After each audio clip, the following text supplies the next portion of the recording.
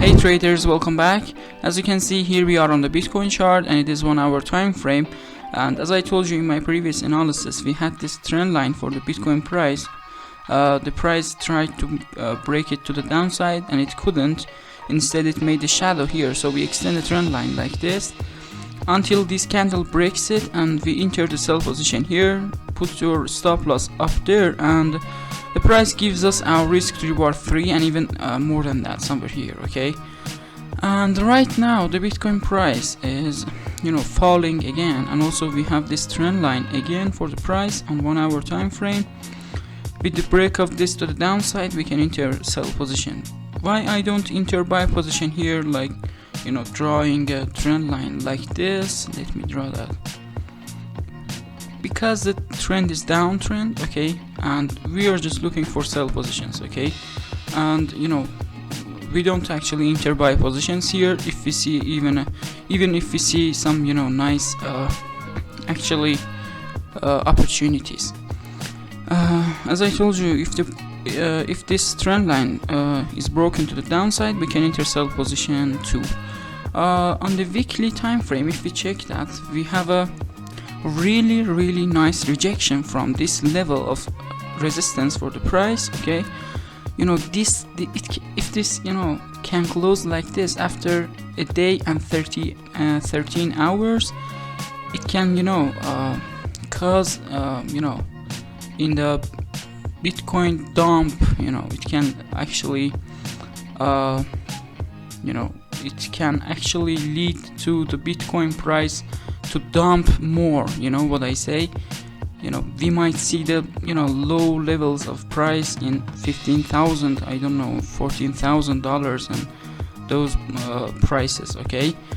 If this candle can close like this, okay, if it can't close like this and it make a shadow to the upside and close again up of this support, which is resistance for the price right now, in that case we can enter buy positions. All we should do is to wait for this candle to close after a day and 13 hours. Okay, it was all about today's analysis. Let's move to the next part, the education part, and I will show you the yesterday's positions too. Guys, make sure to like the video and subscribe to the channel for more daily crypto and forex analysis, and also leave me a comment and tell me your ideas about the future of Bitcoin in the upcoming days. And if you have any questions, you can ask me in the comments. On the first position, as you can see, we have this trend line with 2 touches on that. It was broken somewhere here or even here, no difference where you enter.